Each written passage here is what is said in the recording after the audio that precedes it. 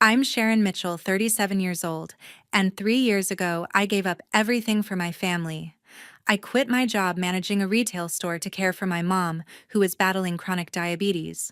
I paid her medical bills, covered the mortgage on their house, and never asked for a thank you. She promised me her heirloom necklace platinum with a pearl pendant when I was just 15, a symbol of her love. I held on to that promise. But at our family dinner in Atlanta, everything changed. My dad raised his glass, his voice booming, to the real daughter, the one who's always here for us. Everyone cheered. Then my mom handed my sister that necklace, my necklace. She said my sister deserved it more. I stood there frozen, gripping my napkin. No one noticed. I didn't cry or yell. I just gathered my kids, nodded to my husband, and walked out. A week later, the bank called them and panic set in. What would you do if you were in my situation when even your own family turned their back? Leave a comment and share your thoughts. That Sunday, we sat around my parents' dining table in Atlanta. The air felt warm, almost cozy, like the family dinners we used to have when I was a kid. My sister sat across from me, her smile tight like she knew something I didn't. My husband William was next to me chatting about football with Dad, while my kids giggled over their plates. I tried to join in, forcing a laugh, but my chest felt heavy. I'd spent 3 years putting my life on hold for Mom, quitting my job, paying her medical bills, keeping their mortgage afloat. I never asked for praise, but I thought they saw me. I thought they knew. Then Dad stood, his glass raised high. To the real daughter, he said, his voice booming with pride, the one who's always here for us, who takes care of everything. My stomach twisted. He wasn't looking at me. He was looking at my sister. Everyone clapped, my cousins, my aunts, even Mom. I sat there gripping my fork, my face burning. Then Mom reached into her pocket and pulled out the necklace platinum with a pearl pendant that caught the light. The one she promised me when I was 15, sitting on her bed after her first hospital scare. This is for you. One day, she'd said, her hand warm on mine. You're my rock, Sharon. Now she leaned across the table and handed it to my sister. Debra deserves this, Mom said, her voice soft but firm. She's been here taking care of us.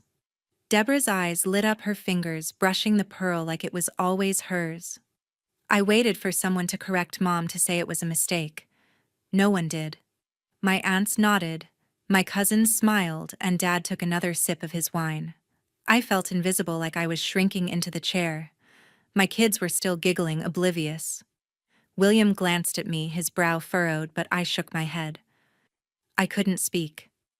If I opened my mouth, I'd scream, or worse, cry. I wouldn't give them that. I pushed my chair back, the legs scraping against the floor. We're leaving, I said, my voice low but steady. William didn't argue. He gathered the kids who whined about missing dessert, and we walked out. The door clicked shut behind us, and the night air hit my face like a slap. I didn't look back. In the car, with the kids buckled in and William silent beside me, I replayed Mom's words. Debra deserves this. After all I'd done, 3 years of late-night hospital runs, paying their bills, keeping their house from foreclosure. I thought of the necklace, that promise from when I was 15, when Mom said I was her rock. It wasn't just a piece of jewelry. It was her word, her love, and she gave it to someone else. I gripped the steering wheel, my knuckles white. I'd been their safety net for years, wiring money for the mortgage, covering Mom's insulin prescriptions, never asking for a cent back. I did it because I believed in family, in loyalty. But loyalty goes both ways, and they'd just shown me where I stood. In that moment, something snapped. I wasn't going to beg for their respect. I wasn't going to keep pouring myself into people who didn't see me. By the time we pulled into our driveway, I'd made up my mind. I was done carrying them. The next morning, I logged into the bank app and stopped the automatic transfers to Mom and Dad's account. No more mortgage payments, no more bill coverage. I didn't call to explain. I didn't send a text. I just clicked cancel and closed the laptop. My hands shook, not with fear, but with clarity. I'd given them everything, my time, my money, my heart, and they handed my sister a necklace that was meant for me. If they thought Debra was their real daughter, she could take care of them now. For the first time in years, I wasn't running to fix their problems. I wasn't their rock anymore. And maybe I thought that was okay. A week later, my father called, his voice shaking with panic. "Sharon, the bank says the mortgage is late." Dad's words came out fast, almost accusatory. "What did you do? You've been handling the payments?" I stood in my kitchen, phone pressed to my ear, my coffee going cold. The bank had sent a delinquency notice because I'd stopped the automatic transfers after that dinner. I took a deep breath, my pulse racing. "Dad," I said, my voice steady, "I'm not paying anymore. You said Debra's taking care of you. Let her handle it." There was a long pause. He sputtered, "You can't do this to us." I hung up my hands, trembling, not from guilt, but from a quiet, burning anger. I sat at my kitchen table, staring at the phone. My mind flicked back to that Sunday, the way Dad's glass gleamed as he toasted Debra, the way Mom's hands moved so easily to give her my necklace. I'd spent 3 years juggling hospital visits and bills, thinking it meant something. But they didn't see it. They saw Debra, who lived 10 minutes away and dropped by with coffee once a month. The memory stung, but I pushed it down. I wasn't going to let it consume me. I had my own family, William, my kids to focus on. Helping Mom and Dad had been my choice, but so was stopping. I wasn't their bank account anymore. 2 days later, Mom called. Her voice was sharp, not the soft tone she used to get her way. "Sharon, how could you let this happen?" she snapped. "The bank's threatening to take the house. You know I'm sick. You know we depend on you." I clenched my jaw, fighting the urge to yell. She hadn't mentioned the dinner, the necklace, or the years I'd carried them. "Mom," I said, "I've done enough. Debra's your real daughter. Ask her." She gasped, then went silent. I ended the call, my heart pounding. I felt raw, like I'd ripped off a bandage, but I didn't regret it. They'd made their choice, and now I was making mine. That same week, I got a text from my cousin Douglas. "Hey, just a heads up," he wrote. "I saw a delinquency notice for your parents' house at the bank. Looks bad." Douglas worked as an engineer and sometimes handled paperwork for his firm's accounts. He wasn't close to Mom and Dad, but he'd always been straight with me. I thanked him and asked for details. The notice confirmed what I'd expected: the mortgage hadn't been paid since I stopped the transfers. The bank was moving toward foreclosure, and Mom and Dad were scrambling. I should have felt sorry for them, but I didn't. They'd taken me for granted too long. Then I heard Debra had moved into Mom and Dad's house. My aunt called William to complain, saying Debra was taking charge and promising to fix everything. I could hear her voice in my head, smooth and confident, saying, "Don't worry, I've got this." It didn't add up. Debra had never paid a bill for them in her life. She worked odd jobs, selling jewelry online, picking up shifts at a boutique, but she wasn't exactly rolling in money. Why was she suddenly playing the hero? I remembered her smile at the dinner, the way she touched that necklace like it was a trophy. Something felt off, like she was working an angle I couldn't see yet. I decided to dig deeper. I called the bank to check the status of Mom and Dad's accounts using my access from when I managed their payments. The representative was hesitant, but confirmed the mortgage was 2 months behind, with late fees piling up. I asked about other accounts, fishing for anything unusual. "There's been some activity on your mother's credit card," she said, "but I can't share details without her consent." That was enough to spark my suspicion. Debra was living with them now, with full access to their finances. If she was taking care of everything, what exactly was she doing? I spent the next few days pulling records I could access: old bank statements, payment confirmations I'd kept from years of helping out. I noticed small discrepancies: a withdrawal here, a transfer there. Nothing huge, but enough to make me wonder. Debra had always been good at talking her way into things: jobs, favors, even that necklace. Was she talking her way into Mom and Dad's money too? I didn't have proof yet, but I wasn't going to let it go. I sent a text to my lawyer asking how to request a formal audit of their accounts. I wasn't just angry anymore, I was determined to find out what Debra was up to. 3 weeks after the dinner, my mother left a voicemail, her tone softer than usual. Sharon, honey, Mom said, her voice almost pleading. I miss the kids. Can we talk? We didn't mean to upset you. I replayed it twice, sitting on my couch, the phone heavy in my hand. Her words sounded sweet, like the mom who used to braid my hair when I was little, but I wasn't a child anymore, and I wasn't falling for it. She hadn't mentioned the necklace or the years I'd spent keeping their lives together. She hadn't even apologized for what happened at the dinner. I texted back, I need space, Mom. Please respect that. My fingers hovered over the send button before I pressed it. I felt a pang of guilt, but it faded fast. They'd made me feel like nothing now. They wanted my kids to fill the silence. A few days later, I got a call from the family's estate planner. I'd worked with her years ago to set up Mom's medical directives back when I was paying her hospital bills. Sharon, she said, her voice tense. Your parents are trying to change their financial arrangements. They want to remove you as a co-signer on their accounts and power of attorney.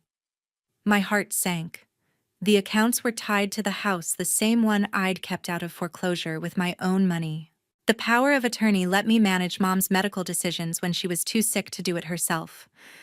I pressed the phone tighter to my ear. Who's taking over?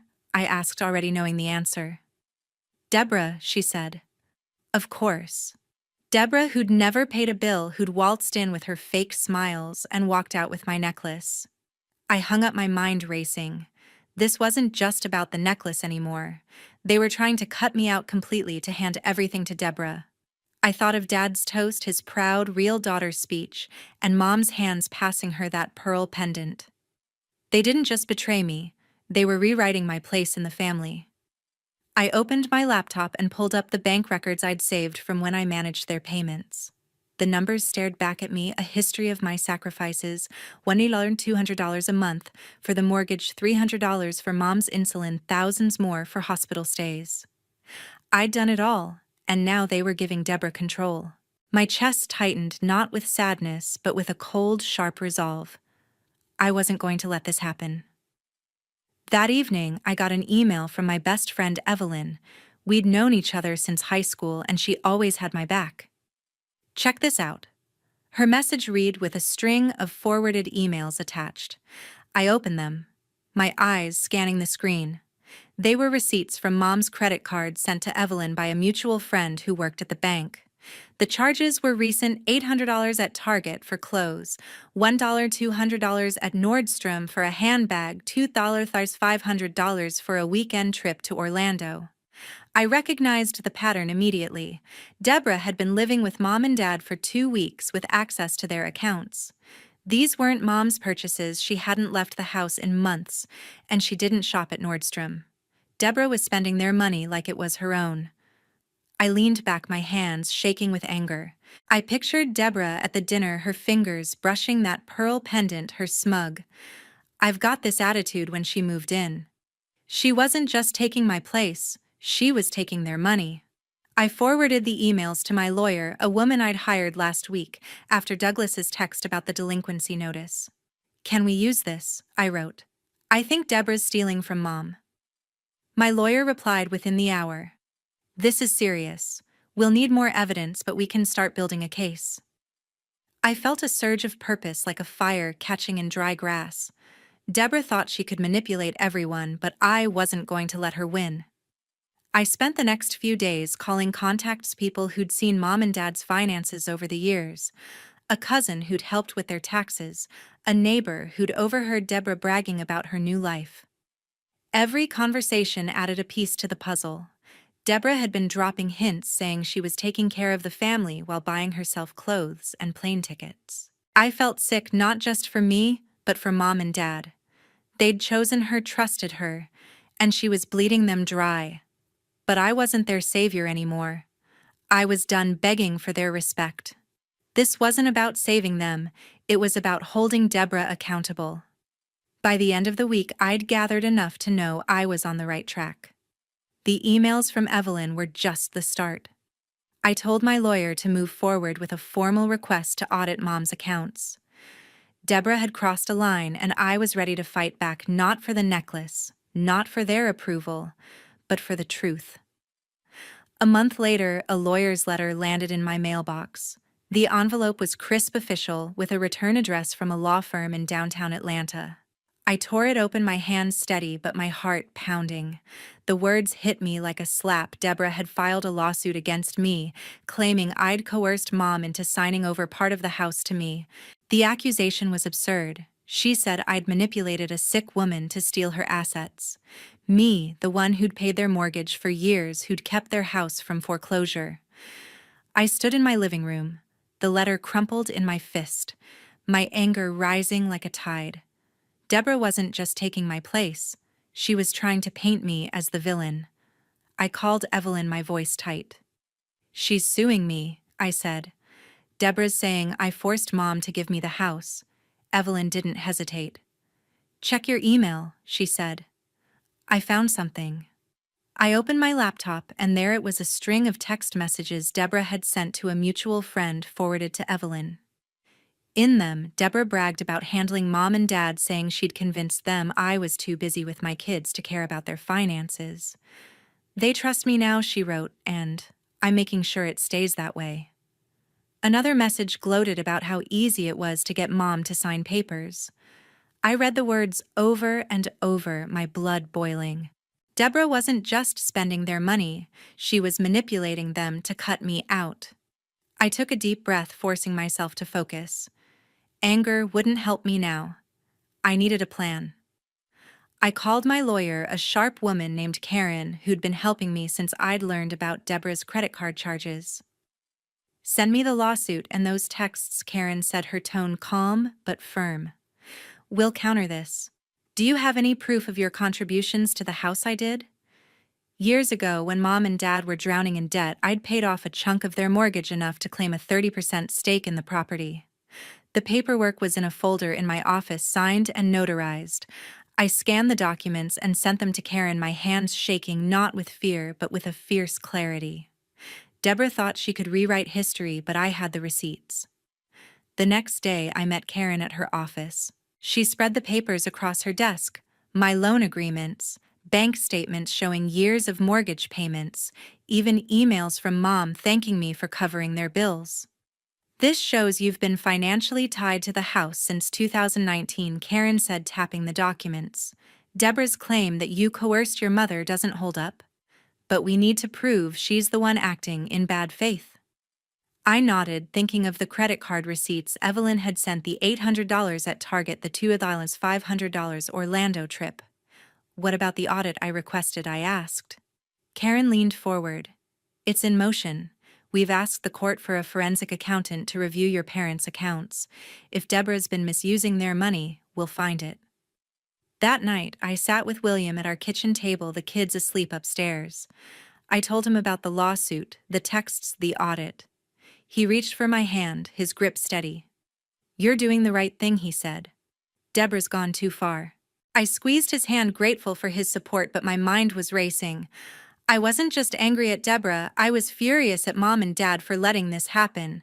They'd trusted her, signed over their accounts, and now stood by while she dragged me to court.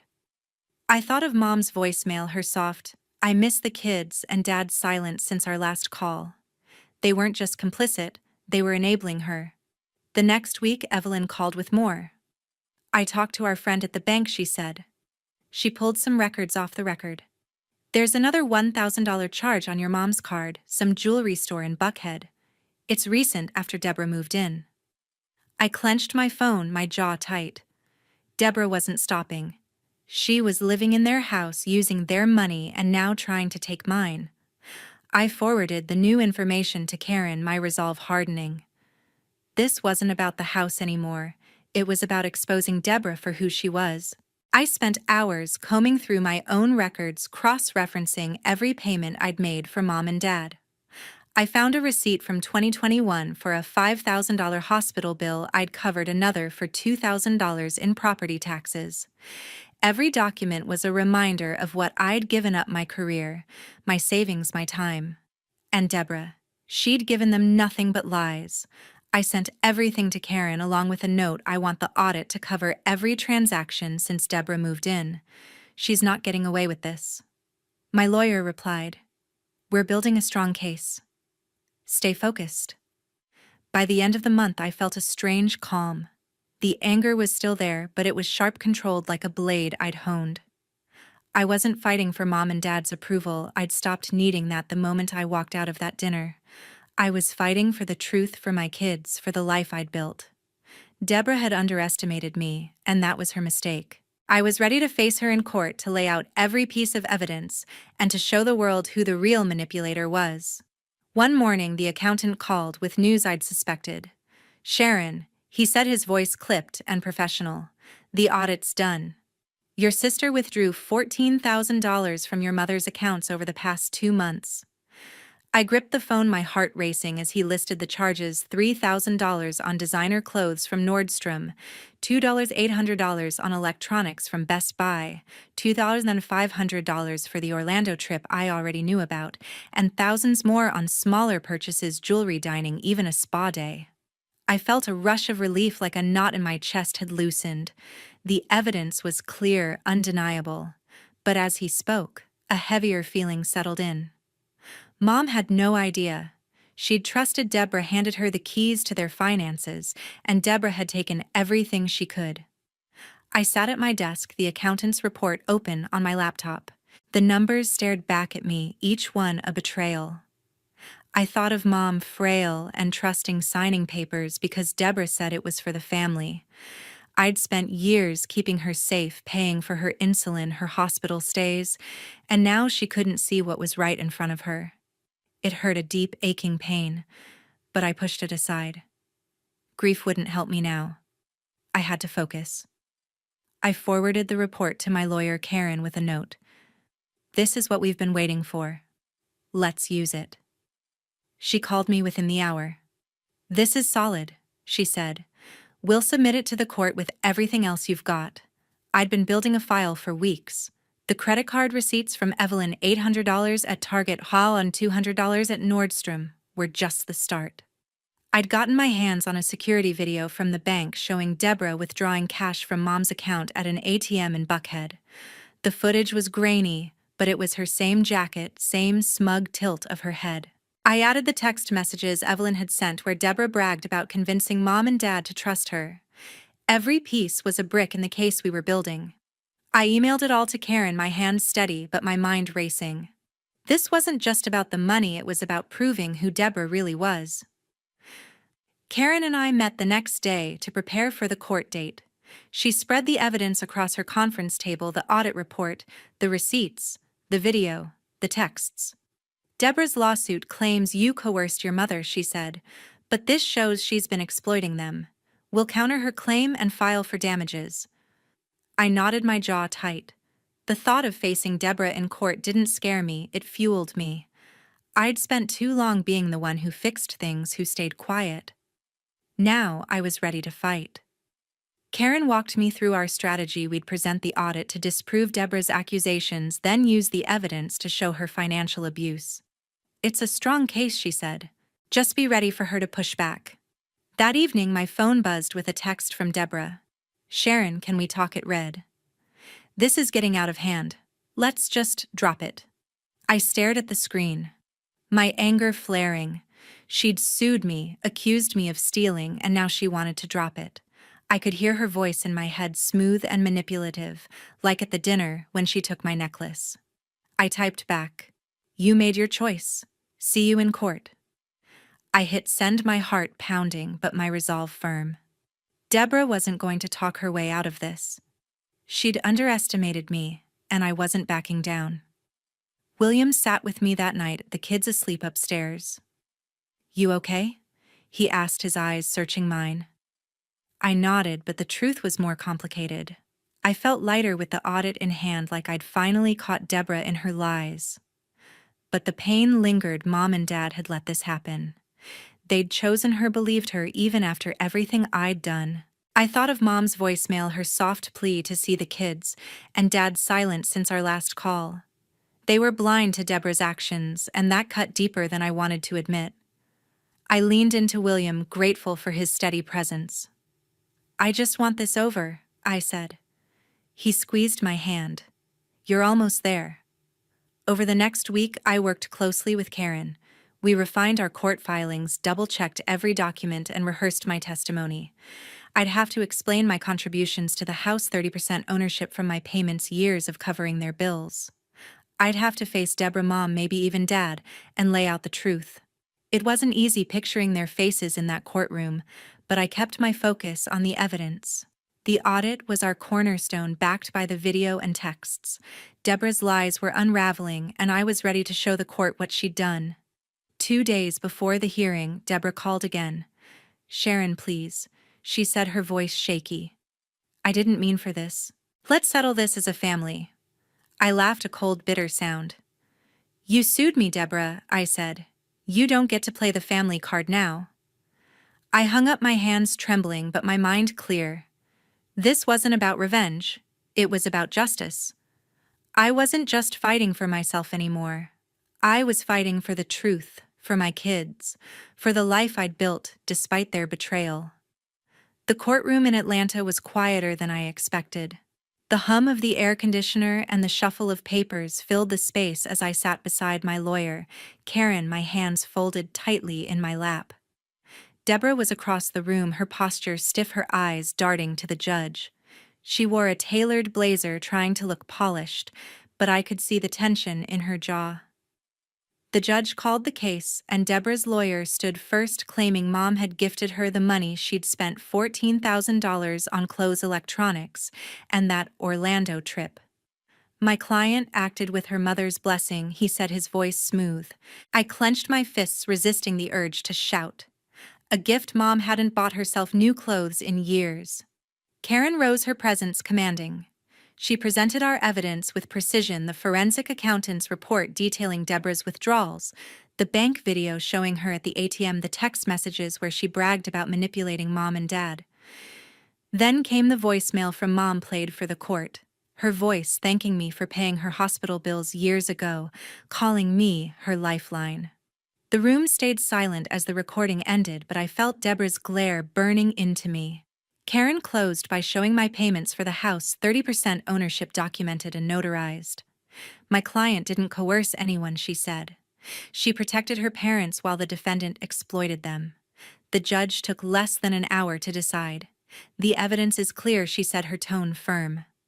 The defendant, Debra Lynn, misused her mother's funds without consent.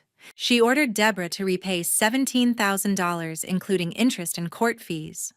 A murmur rippled through the room, but I kept my eyes on the judge, my heart pounding with a strange mix of triumph and exhaustion. Debra's face went pale, her hands gripping the table. I'd won, but the victory felt heavy, like a stone in my chest. I glanced at Mom and Dad seated behind Debra. They hadn't spoken a word during the hearing. Mom stared at her hands, her lips pressed tight. Dad looked straight ahead, his jaw set, avoiding my gaze. They hadn't defended Debra, but they hadn't supported me either. Their silence was louder than any argument we'd ever had. I thought of the dinner, Dad's toast to the real daughter, Mom's hands giving Debra my necklace. Even now, with the truth laid bare, they couldn't face me. The distance between us felt like a chasm, one I'd never cross again. As we left the courtroom, Karen squeezed my arm. "You did it," she said. "We exposed her." I nodded, forcing a smile, but inside I felt hollow. I'd fought for the truth, and I'd won. The court had seen Debra for what she was, a manipulator who'd taken advantage of our parents. But the cost was my family. Mom and Dad's refusal to look at me confirmed what I'd feared: they'd chosen her, even after everything. I thought of my kids waiting at home with William, and that kept me grounded. They were my family now, the one I'd built, the one that mattered. Outside, the Atlanta sun was harsh, glaring off the courthouse steps. Debra lingered near the entrance, her lawyer gone. For a moment, I thought she might approach me, maybe plead again like she had in her texts. But she turned away, her shoulders slumped, and disappeared into the crowd. I stood there, the weight of the verdict settling in. $17,000 was more than I'd expected, but it didn't erase the years I'd given Mom and Dad, the sacrifices they'd ignored. I felt like I'd won a battle but lost something bigger. When I got home, William was waiting. "How'd it go?" he asked, his voice soft. I showed him the court order, the judge's signature stark against the page. He hugged me, but I couldn't shake the emptiness. I'd proven my point, exposed Debra's lies, but Mom and Dad's silence lingered like a bruise. I sat on the couch, the kids' laughter echoing from upstairs, and wondered if I'd ever hear from my parents again. The victory was mine, but it came with a void I hadn't anticipated, one shaped like the family I used to know. 4 months after the trial, I made my final move. With the courts ruling in my favor, I reclaimed full ownership of my parents' house, leveraging my 30% stake and the judge's order. I sent a formal notice to Mom, Dad, and Debra, giving them 45 days to vacate. It wasn't an easy decision. Part of me still saw the house as home, where I'd grown up, where Mom used to cook for us. But it wasn't home anymore. It was a weight, a reminder of betrayal. I stood firm, my resolve unshaken, knowing this was the last step to closing that chapter. Debra didn't fight it. I heard from a neighbor that she'd packed her bags within a week, leaving Mom and Dad behind without a word. She'd taken a job at a nail salon in Decatur, scraping by her dreams of handling the family in ruins. I wasn't surprised. Debra had always run when things got hard, leaving others to clean up her mess. Mom and Dad moved into a small apartment on the edge of Atlanta, paid for with what little savings they had left. They never called, never texted. Their silence was final, a confirmation they'd chosen their side long ago. I sold the house a month later. The sale went smoothly. A young couple bought it, eager to start their own story. The money, just over $300,000, felt like a lifeline. I set aside most of it for my kids, creating a scholarship fund to secure their future college dreams, opportunities I'd never had. The rest went to paying off debts and starting fresh. William and I found a new place, a modest home with a backyard for the kids. It wasn't grand, but it was ours, free from the ghosts of my past. As I unpacked boxes in our new kitchen, I thought about everything: Dad's toast, Mom's necklace, Debra's lies, the courtroom's quiet. I'd fought for justice and won, but the victory left scars. My parents' refusal to see me, to acknowledge what I'd done for them, stung in a way I couldn't shake. Yet standing there, surrounded by my kids' laughter and William's steady presence, I felt something new: freedom. I'd carried their burdens for years, but no more. I'd built my own life, my own family, my own worth. The lesson came slowly, carved from pain and choice. Self-respect is something you build yourself. No one can hand it to you. I'd spent years seeking it from Mom and Dad, from a necklace, from their approval. But it was in the fight, in standing up to Debra, in reclaiming what was mine, that I found it. The house was gone, the family fractured, but I was whole. My kids would grow up knowing their worth didn't come from anyone else's hands. And that was enough.